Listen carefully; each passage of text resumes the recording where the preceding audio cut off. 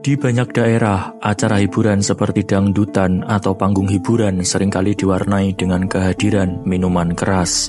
Yang jadi masalah adalah acara tersebut bersifat publik, tentu bukan hanya untuk orang dewasa, tapi juga banyak anak-anak yang ikut menonton. Kalau kita ngomongin soal minuman keras, jelas ini tidak cuma soal minuman, tapi juga soal aturan agama dan norma sosial. Banyak daerah bahkan memiliki larangan tegas soal peredaran minuman keras, apalagi melakukan ritual minum yang melibatkan anak-anak di ruang publik. Yang bikin jengkel adalah kenapa masih banyak yang menganggap itu hal biasa. Mungkin karena sudah mewajarkan itu atau tidak peduli, tapi kenyataannya ini bisa berujung pada masalah yang lebih besar. Bahkan tidak jarang ada keributan, baku hantam, karena pengaruh alkohol yang beredar bebas di acara-acara seperti ini. Lalu, di mana peran tokoh masyarakat dan tokoh agama? Harusnya mereka jadi contoh dan pengontrol sosial. Tapi kenapa masih banyak yang diam saja? Seolah-olah ini masalah yang dianggap remeh. Kita akan membahas ini, kenapa hal seperti ini bisa terjadi, dan kenapa banyak yang masih mewajarkannya.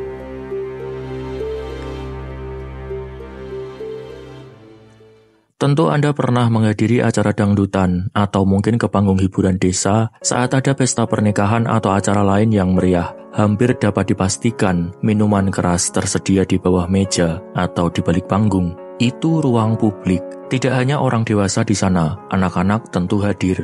Minuman keras yang jelas itu tidak cuma merusak kesehatan, tapi juga melanggar banyak aturan agama dan hukum di berbagai wilayah desa. Walaupun Indonesia sendiri, penjualan minuman beralkohol tidak sepenuhnya dilarang. Aturan mengenai peredaran minuman beralkohol biasanya terdapat di peraturan daerah atau perda, dan setiap wilayah memiliki aturan yang berbeda. Aturan ini meliputi jenis golongan berdasarkan kadar alkohol. Golongan A dengan kadar alkohol maksimal 5%, golongan B dengan kadar alkohol hingga 20%, dan golongan C dengan kadar alkohol hingga 55%. Aturan ini juga masih memiliki rincian seperti tempat penjualan, usia beli, iklan, dan lain sebagainya. Jadi pada intinya, minuman beralkohol tidak sepenuhnya dilarang, namun harus memenuhi persyaratan yang cukup ketat.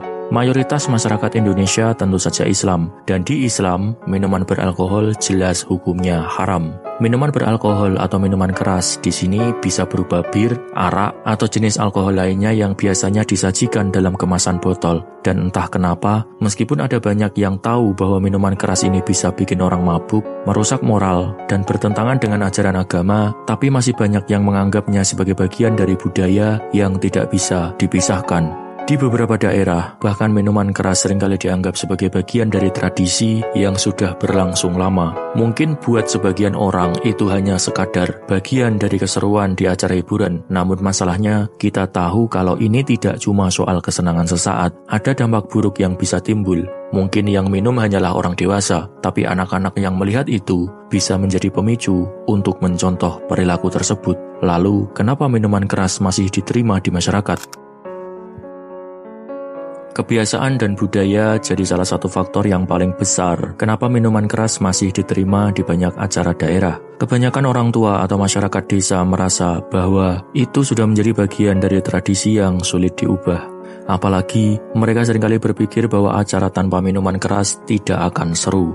Padahal, minuman keras itu bisa menyebabkan banyak masalah. Tapi, karena sudah terbiasa melihat orang-orang mabuk di acara hiburan, mereka pun jadi menganggap itu hal yang wajar. Bukan cuma itu, ada juga anggapan bahwa minuman keras itu adalah bagian dari penghibur yang bisa membuat suasana lebih hidup. Dalam beberapa budaya, alkohol memang seringkali dipandang sebagai pelengkap kebersamaan atau cara untuk membebaskan orang dari rasa canggung dan bikin orang senang. Mungkin ini juga yang membuat minuman keras di acara hiburan kampung seringkali diterima begitu saja, meskipun dampak buruknya sudah jelas kelihatan. Namun, budaya ini tidak selalu positif. Seringkali, alkohol bisa menjadi pemicu permasalahan besar. Sebagai contoh, ada banyak kasus keributan atau baku hantam yang terjadi karena orang-orang yang mabuk tidak bisa mengontrol diri mereka. Ada juga kecelakaan atau kekerasan rumah tangga yang dimulai dari pengaruh alkohol. Meskipun kita tahu ini semua bisa berbahaya, tetap saja banyak orang yang merasa itu cuma bagian dari keseruan yang tidak bisa dihindari.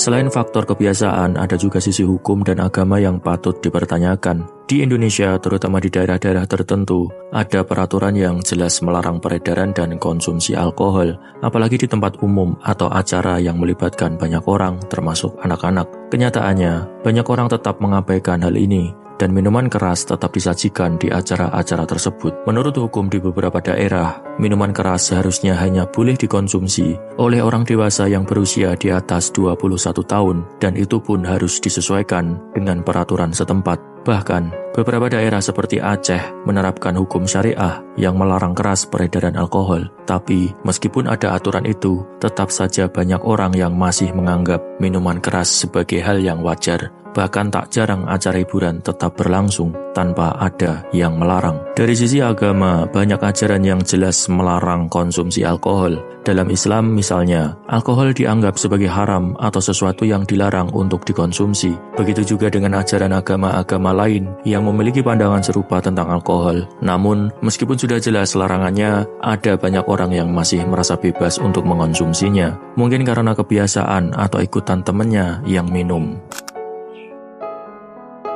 Salah satu pertanyaan besar di sini adalah di mana peran tokoh masyarakat dan tokoh agama dalam mengatasi masalah ini. Seharusnya mereka punya pengaruh yang cukup besar untuk memberikan contoh yang baik dan mengingatkan masyarakat tentang dampak buruk minuman keras. Tapi yang terjadi justru sebaliknya. Tokoh masyarakat yang seharusnya mengarahkan masyarakat untuk mengikuti aturan agama dan hukum seringkali diam saja ketika melihat minuman keras beredar bebas di acara hiburan.